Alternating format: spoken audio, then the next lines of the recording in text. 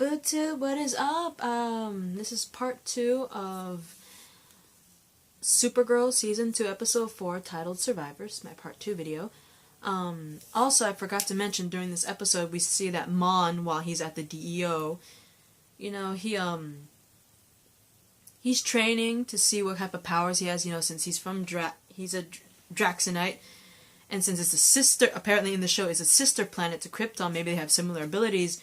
He seems to have super strength, obviously durability, because, you know, later on in the episode, you know, he really wants to go outside, right? But, you know, like Jean said, he has to stay at the DDO for protection. And he manages to convince Win to take him out, right? And, they hit up a bar, and they get, like, pissed drunk. Well, at least Win does. Mon-El, I'm guessing, because, you know, I'm guessing he has a tolerance or something, because he didn't seem pissed drunk at all. Win was hammered like crazy. But at one point in the bar, Mon-El had an arm wrestling match with a normal human, and of course we all know that's going to be horrible, because when he won it, the hand went all bad and pretty much broke his hand, I want to believe, and also a person behind him, you know, is like, hey, you broke my hand's friend. He tried to punch Mon-El in the face. He ended up breaking his hand too, and of course Win freaked out despite being completely hammered. He's like, oh my god, we gotta get you back. And so, yeah. And there's some minor bonding moments between Mon-El and Kara Zor-El, because he does walk in on Kara earlier in the episode when she's talking to her hologram mom. They do have some bonding moments, you know, considering Mon-El believes that, you know, he might be the last of his kind, just like Kara and Clark believe that they're the last of Krypton. And I feel for him, you know, it's not easy. Just imagine if you're the last person on Earth, you know what I mean? And you had no idea until someone told you, like, yeah, you might be the last person in your whole entire planet. You would probably feel, like, alone and scared and isolated, especially around strangers. That's probably what Mon-El felt, and that's exactly how Kara and Clark felt, Superman and Supergirl and Superman respectively. I mean, Superman landed on Earth first. He probably felt isolated because he has these powers he doesn't understand, and he finds out from, you know, the Kents that, you know, they found him in a pod, he's an alien, he's might be the last person of his kind up until Kara showed up, and yet Kara also felt the same way when she was with the Danvers, so I'm not surprised that Mon-El feels the same way. And during these moments, Mon-El hears about Kara getting beaten up by Draga, and at one point actually tells Kara, hey, I've actually seen Draga before at like a gladiator thing, and he got injured on a certain leg. So if you want to take him out on that leg, because he tends to favor the other leg because of his injury, so take him out on his injured leg. So anyway, while that's happening, Jean tries to talk to McGann again at the back of the bar that she works at, and unfortunately that led to McGann pretty much backstabbing in a way, because when he's talking to her, unfortunately Roulette and a bunch of her cronies pretty much whack poor Martian Manhunter out and kidnap him, and McGann's just standing there saying, you should have just left me alone and all that stuff, right? And of course Alex tells Kara about this, like, oh my god, hang on for a sec, I see something. Sorry about that, guys. Like I said, right now currently it's 11:56, so 4 more minutes and it's midnight. But anyway, like I said, I left off with Mon-El telling Kara that he's actually seen Draga, and he's seen him get injured on a certain spot in his leg, and to pretty much injure that leg even further, right, to defeat Draga. And also I left off with the fact that while Jean was confronting McGann again, this time in the back of the bar she works at, Roulette and her little goonies kidnap him the same way they kidnapped that first alien in the beginning of the episode. And of course Alex mentions, you know, he's missing, he's not answering his phone, he hasn't checked in and out so in a very long time. And Kara's like, there has to be a way to find him, right, or track him. And she realized Roulette has been they checked the place where you know, they found Roulette last time, and that place has been completely cleaned out. And they're like, how on earth are we going to find her? And then they realize, you know, Roulette pretty much invites high-profile people, whether it's political people, economical people. If they're high profile, she invites them to these fight clubs. And she figured if it's rich and famous, maybe Lena Luthor may have gotten an invitation by Roulette at one point. So Kara manages to ask Lena's help into finding Roulette, and apparently Lena actually went to boarding school with Roulette at one point in time. And so Lena, scribbles down on a piece of paper where to find her, because she got it, most likely an invitation to the most recent alien showdown. And unfortunately, at that alien showdown, Roulette, pretty much the main event is Martian Manhunter versus Miss Martian, and sadly it's to the death. And John manages to convince McGann to not only not kill him, but to refuse to fight, right?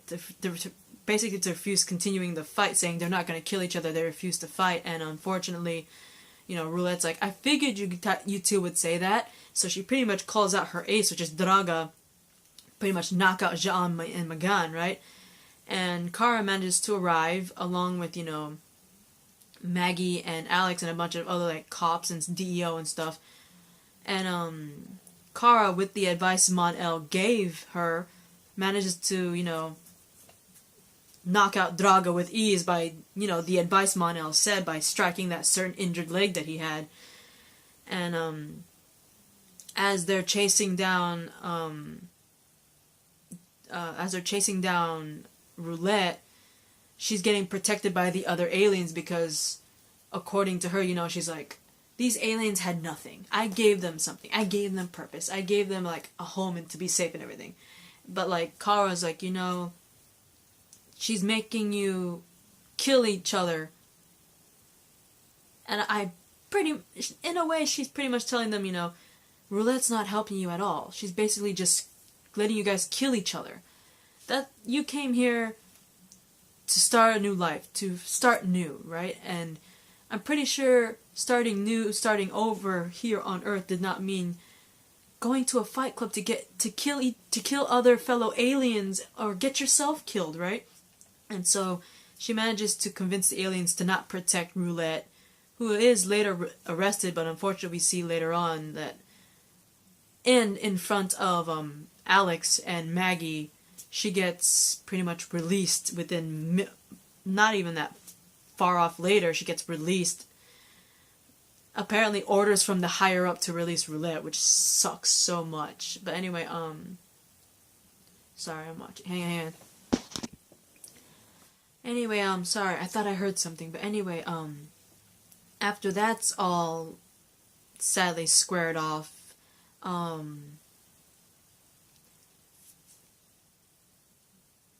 if I remember correctly, Alex actually asks Maggie out for a drink, which I think is this a romance blossoming between Alex and Maggie? This is wonderful. Let this happen. But unfortunately, just as our hopes were starting to spark, apparently Maggie's date shows up and kisses her, says, "Hey babe, let's go," and all that stuff, right in front of Alex, which sucks so much because you could see she's crestfallen about this. And I'm like, you lit the fire and then extinguish it within seconds. What the heck's wrong with you people? It was so good. But anyway, back with Kara, she mentions to Manya, "Thank you for the advice, and I told DEO to pretty much release you in my custody, so you could go outside as long as you're, with me, and you're going to be in my custody. I will train you. You're no longer going to be stuck at the DEO." And, they have a bonding moment, and could this be another sparking romance? I mean, there was a possibility of Alex and Maggie. Could there be another possible sparking romance between Kara Zor-El and Mon-El? Oh, that would be so awesome, because it wouldn't be awkward. I think it'd be awesome, mainly because, yes, Kara had the whole Jimmy thing, but James, I know he goes by James now, but quite frankly, I think Kara needs to date someone that knows what she goes through, and what better person to go with Kara than someone from a sister planet that pretty much has the same abilities. Because throughout the episode, it shows obviously he has super strength like Kara. I mean, those two guys who had their poor hands all messed up because of him.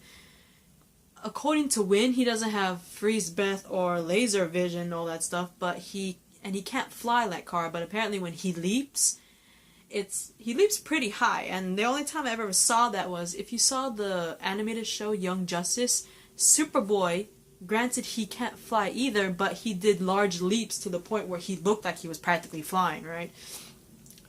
But like, what better person to date and understand Kara than someone that's practically like her? You know what I mean? It's like her dating another Kryptonian. The only difference is it's a sister planet.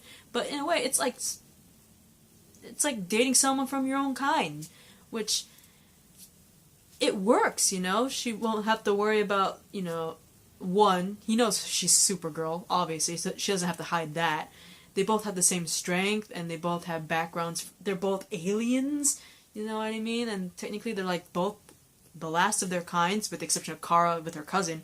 But you know what I mean, though, right? Like, they understand each other perfectly. You know what I mean? But anyway, Jean manages to catch up to McGann again at her home and apologizes about, you know, what she does with her life and all that stuff, and not wanting to mentally bond with him and all that. He understands and he's sorry and all that stuff. They end up, you know, reconciling, but as he leaves, we see McGann actually shapeshift into a white-skinned alien. And if you guys have read comics about McGann Morse, aka Miss Martian in the comics, or if you have at least watched the animated show Young Justice, you guys will very much well know that Miss Martian is not actually a Green Martian. She just paraded as a Green Martian. She's actually a White Martian. Hence why at the end of the episode you see McGann actually turn into a white-skinned alien when Jean leaves. So I'm kind of wondering if they're going to reveal, if, you know, Jean's going to find out about McGann being a White Martian anytime soon. Or is it going to be still down the season? I don't know. I'm actually curious on what his reaction will be. But it's pretty obvious, you know, because she did have a conversation with Jean admitting that she was at this one camp. And according to Jean, it was like the worst internment camp ever at Mars. But she does mention, you know, he's like, how did you escape? And she's like, well, this one white Martian female broke rank and, you know, snuck me out and all that stuff. And obviously she's talking about herself. She is the White Martian that she's talking about. Like, she broke rank and left Mars, basically. So I'm wondering what his reaction will be when he finds, if he finds out that McGann is a White Martian.